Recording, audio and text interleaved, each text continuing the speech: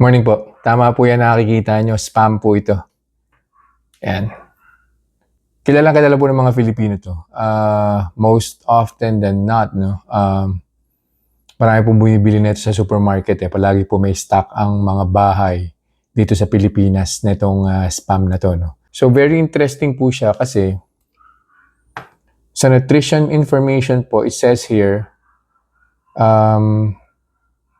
ang total carbohydrates po niya is 1.7 grams lang po for every 50 grams na or 56 grams na serving.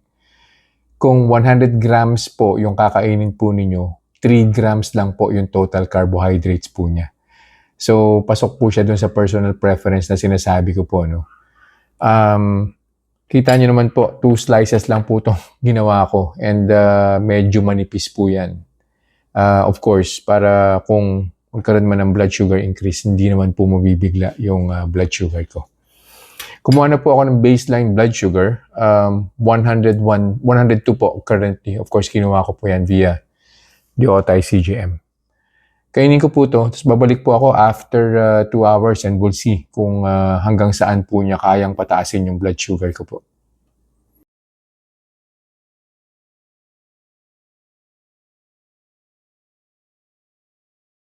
Reminders lang po, huwag pong mag-aanli. Always eat in moderation.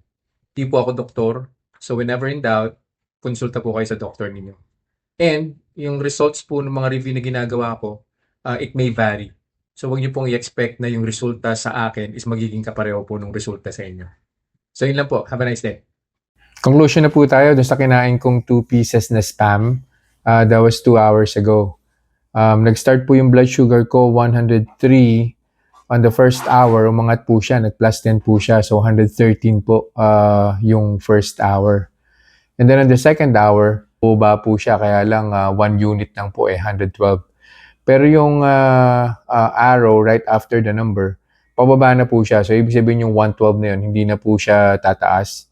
Probably in the next 15 or 30 minutes, babalik na po yan sa baseline blood sugar po niya na 103. Probably less than 100 pa po. Which is, doon naman po naglalaro yung blood sugar kaya 90, 95, 98, yan. So, ang conclusion po natin, no? Although minimal naman po yung pag-increase ng blood sugar, plus 10 lang po siya, we have to be cautious pa din eh. Kasi processed food po ito. Alam naman po natin pagka processed food, kung ano-ano pong preservatives ang inahalo po dyan.